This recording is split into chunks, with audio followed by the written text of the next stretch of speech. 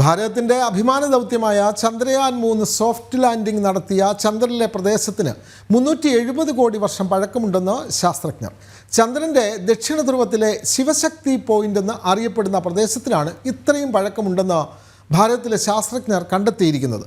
Resolution remote sensing data centre ഉപയോഗിച്ച് നടത്തിയ നിരീക്ഷണത്തിൽ നിന്നാണ് ശിവശക്തി പോയിന്റിൻ്റെ കാലപ്പഴക്കം നിർണ്ണയിച്ചത്. ബംഗളൂരുവിലെ ISROയുടെ ഇലക്ട്രോ ഓപ്റ്റിക് സിസ്റ്റം സെന്റർ, അഹമ്മദാബാദിലെ ഫിസിക്കൽ റിസർച്ച് ലബോറട്ടറി, ചണ്ഡീഗഡിലെ പഞ്ചാബ് സർവകലാശാല എന്നിവിടങ്ങളിലെ ശാസ്ത്രജ്ഞർ ചേർന്ന് റെസൊല്യൂഷൻ റിമോട്ട് സെൻസറിംഗ് ഡാറ്റാ സെന്ററുകൾ ഉപയോഗിച്ച് നടത്തിയ നിരീക്ഷണത്തിൽ നിന്നാണ് ശിവശക്തി പോയിന്റിന്റെ കാലപ്പഴക്കം നിർണ്ണയിച്ചത്. ഇന്ത്യയുടെ അഭിമാന ദൗത്യമായ ചന്ദ്രയാൻ 3 സോഫ്റ്റ് ലാൻഡിംഗ് നടത്തിയ ചന്ദ്രനിലെ പ്രദേശത്തിനാണ് 370 കോടി വർഷം പഴക്കമുണ്ടെന്ന് ശാസ്ത്രജ്ഞർ കണ്ടെത്തിയത്.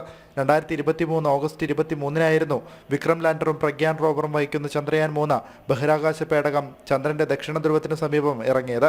ഇതോടെ ചന്ദ്രനിൽ ബഹിരാകാശ പേടകം സോഫ്റ്റ് ലാൻഡിംഗ് നടത്തുന്ന 4ാമത്തെ രാജ്യമായും ദക്ഷിണ ധ്രുവത്തിൽ ഇറങ്ങുന്ന ആദ്യ രാജ്യമായും ഇന്ത്യ മാറിയിരുന്നു. സോവിയറ്റ് യൂണിയൻ, US, ചൈന എന്നീ രാജ്യങ്ങളായിരുന്നു ചന്ദ്രനിൽ സോഫ്റ്റ് ലാൻഡിംഗ് നടത്തിയ മറ്റു രാജ്യങ്ങൾ. സയൻസ് ഡെസ്ക്, ജനം.